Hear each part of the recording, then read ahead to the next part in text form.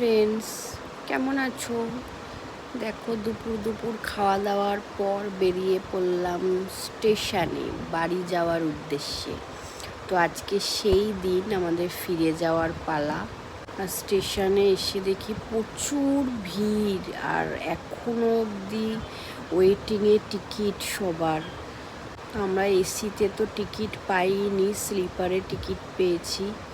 কিভাবে যে যাচ্ছি আমরাই জানি। আর প্রচুর গরম, এত গরম মানে কি বলবো। আসার সময় মনটা খুবই খারাপ করছিল। আমার মাকে দেখে আমার মা খুবই কাঁদছিল, কিন্তু কি করব বলো, মন খারাপ নিয়েই চলে আসতে হলো। যাবই ভালো লাগে, বাট চলে আসার পর কিভাবে যেন দিনগুলো কেটে যায়। দেখতে দেখতে 1 মাস 1.5 মাস হয়ে গেল আমরা এখানে এসছি, বুঝতেই পারলাম না। তো দুপুরবেলা আমরা যেহেতু খেয়ে দিয়েই বেরিয়েছিলাম, তো তাই জন্য আর ট্রেনে সেরকম কিছুই খাইনি। তো একটু চাউমিন নিয়েছিলাম খাওয়ার জন্য।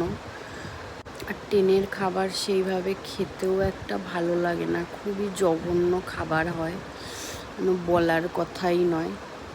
তো আমরা রাতে যে খাবারটা নিয়েছিলাম সেটা তো কী যে বাজে খাবার, মানে তোমাদের কি বলবো।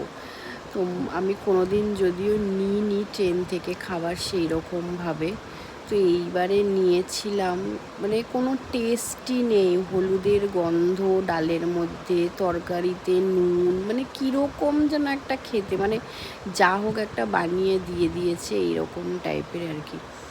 তো দেখো, রুটিটা জাস্ট একটু নরম, মানে ভালো ছিল, এছাড়া একটা খাবারও মোটেই ভালো নয়। চালগুলো যেন সেই মানে কীরকম চাল, তো কী বলবো। তো যাই হোক, চলো, খাবারটা খাওয়াই হয়নি, ফেলে দিতেই হয়েছে। তো চলো, আবার পরে দেখা হবে। ততক্ষণ সবাই ভালো থেকো। কাল আবার একটা ভিডিও নিয়ে আসবো। ভিডিওটা ভালো লাগলে একটা লাইক করে দিও।